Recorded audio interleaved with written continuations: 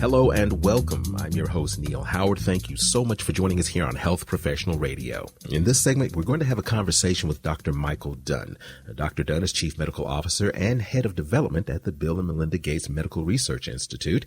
He's joining us to discuss the research that they're doing in the area of tuberculosis. Tuberculosis is a world-leading killer and one that hasn't had a new vaccine option in more than 100 years. He's also going to talk a little bit about how the Gates MRI is adding a much-needed dimension to medical research to help ensure science is supporting people from all walks of life all around the globe. Welcome to Health Professional Radio, Dr. Michael Dunne. Thank you for taking the time. Morning, Neil. Nice to be here. Chief Medical Officer, Head of Development at the Bill and Melinda Gates Medical Research Institute. Give us a brief look into your professional background and talk about your role. Sure, yeah. So I'm a physician by training. I did specialty training in infectious diseases and pulmonary medicine. And during my training, I got interested in research in general. I worked at the bench for a while, but I realized I like research per se. So I decided that I'd go into clinical research, and I worked straight out of fellowship. I went straight to Pfizer, and I was there for 17 years. I was the therapeutic area for drug development, clinical development in infectious diseases, and we developed a number of antibiotics there. It was a great experience. I learned a lot. After that, I started a biotech company to develop one of the antibiotics I'd been working on in my portfolio at Pfizer. After we got that drug approved, I started another company working again on another antibiotic. And during all that experience, I learned a number of things. First, I really like doing what I do. I really like doing clinical research in infectious diseases. It's what I do, and I love doing that. I also learned, how to create organizations that are essential to being able to meet healthcare needs of our population. It is all about organizations. It's people working together. I've learned a lot about how to do that, and I'm really happy to be able to apply that here at the Gates MRI, where we basically do drug development, vaccine, monoclonal antibody, and small molecule drugs for the treatment of diseases which disproportionately affect patients in lower and middle income countries. And we do that in a context here at MRI that looks very similar to what pharma looks like. We are a wholly integrated biopharmaceutical company with all the things that you need to be able to bring new medicines to patients. So I really enjoy being part of this environment. I think we have great things ahead of us, and I'm looking forward to being able to produce all these great things we're working on.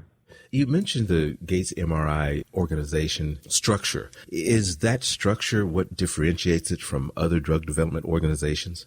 That's a great question, actually. It's a great question. I think we're more similar than different to drug development organizations that you would recognize, either large pharmaceutical companies, startup biotech, mid-sized biotech. We look basically and are structured to provide that kind of development expertise that we need to bring new medicines to market. And it doesn't really matter what business environment you're in, because these are the same requirements everywhere, right? You need a regulatory environment. You need to be able to have manufacturing capabilities. You need to be able to bridge from the non-clinical and preclinical experiments into studies in patients, and then you need to be able to do all the clinical trials to get something to market.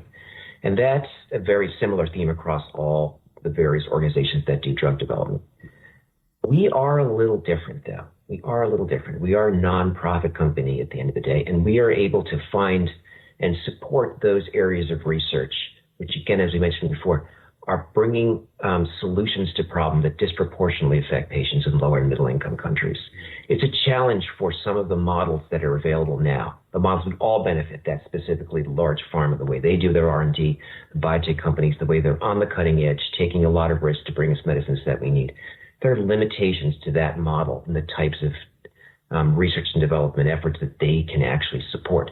So I'd like to think that what we're doing here at the MRI kind of bridges what we needed to bring good medicines to patients globally with what the pharma organizations can do right now. We rarely hear about tuberculosis these days, even though it's a world-leading killer. Talk about the unmet need and why there hasn't been a vaccine option, as I mentioned earlier, in about 100 years or so. Yes, tuberculosis, right? So the leading cause of infectious disease deaths in the world, and the rates of those deaths in lower middle income countries are actually going up because of the impact of COVID on the healthcare systems around us, which tells you that we're barely keeping this disease in check, barely. So we need new approaches to be able to, at the end of the day, get rid of this thing. This is just too much. We should not be having tuberculosis at this day and age. But the healthcare infrastructure in a lot of lower middle income countries is being overwhelmed by the need to support direct observed therapy for 6 months, which is what we have to do now to treat patients with TB. That's a lot to ask for. So we don't see TB per se in the developed world right now, in the higher income countries. Mm-hmm. It really has been put under control with the regimens that we have available because we have great infrastructure to be able to support patient care for long durations, but that's not the case elsewhere. So there's a huge medical need. It's not in higher income countries, but it is in lower and middle income countries. And we'd like to be able to tackle that need in 2 ways. The first is to be able to treat people that are actively showing evidence of infection. So people that have actual tuberculosis disease. Now, in that setting, as I was saying, the treatment regimens typically have been 6 months with 2 to 4 drugs for 6 months. That's very hard. So what we would like to be able to do is shorten the treatment regimen down and be able to come up with these shorter regimens that treat organisms whether or not they are sensitive or resistant to the existing standard of care that we use today. So we need new medicines that we can treat for shorter periods of time. And there's a whole series of work efforts that we and others actually are doing to be able to shorten the treatment for TB. But at the same time, you mentioned the prevention strategies. And we haven't had a new vaccine for prevention of TB since BCG, which is now 100 years old.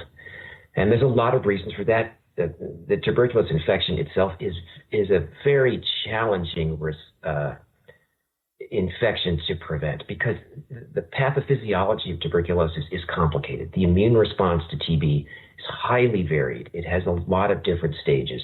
The organism can become dormant, which makes it difficult to eradicate. So we have to find ways to be able to work with an immune system, which is working overtime to keep the organism at bay. And it's been very hard to get good research to the table to be able to find a new vaccine to make that happen.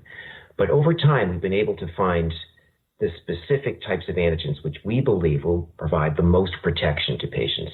And we are now working to develop a vaccine that was started by Glaxo.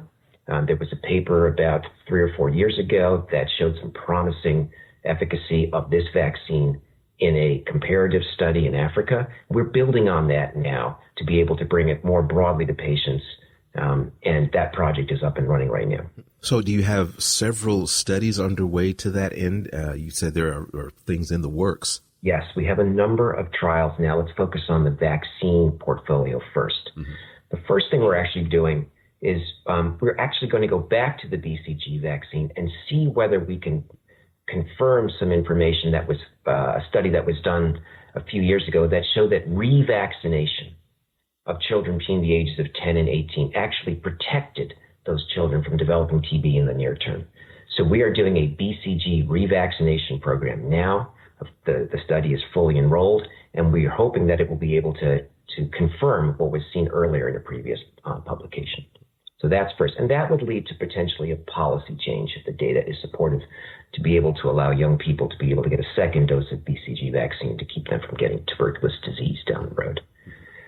But now we have another set of programs which is based, as I was saying, on the new vaccine. We call it the M72 vaccine. Okay. Again, we're building on some very interesting data that was published a few years ago that showed that this M72 vaccine in patients that were not HIV infected did show promising activity in preventing disease over the 3 or 4 year follow-up after the vaccine. So we're doing a couple of things there. First, we're using that same vaccine, but now in HIV-infected patients in order to develop a safety database so that we can use this drug, this vaccine, it should be, if it should work, in a broader patient population. So many patients with TB are HIV infected, and we don't want to exclude those patients ultimately should the vaccine get out to market. So the first study is in HIV-infected patients. It's mostly a safety, immunogenicity, tolerability kind of study. The biggest program, however, is to study the M72 vaccine in the non-HIV infected population that is what we call IGRA positive. So they've had previous exposure to TB. And we have this IGRA positive test which shows that They've actually got dormant TB. And those people are at higher risk for developing active tuberculosis disease. So what we're trying to do is interfere with the progression from tuberculosis infection to tuberculosis disease. That study will be supported by the Gates Foundation and the Wellcome Trust. We have had a lot of productive conversations with regulators, with WHO, about what the design of that study needs to be something that will be approved later and be implemented in the field. And we are working carefully with a lot of different partners in order to make that work, including Glaxo, who's supporting us in the production as well as of the antigen as well as of the adjuvant that we need to make that work. Well, if you would, Michael, give us a website where our listeners can learn much more about the Bill and Melinda Gates Medical Research Institute and some of these studies that are planned and ongoing. Yes, we have a website which will go into greater detail on the things we talked about today, as well as other projects that we have up and running at the MRI. And you go to gatesmri.org, and that will outline for you the various features of MRI. Dr. Dunn, I appreciate this information. Thank you so much for lending us your time this morning. You're welcome. You've been listening to Health Professional Radio. I'm your host, Neil Howard, in conversation with Dr. Michael Dunn. Audio copies of this program are available at hpr.fm and healthprofessionalradio.com.au. You can also subscribe to the podcast on iTunes. Listen in, download at SoundCloud, and be sure and subscribe to our YouTube channel at youtube.com, Health Professional Radio.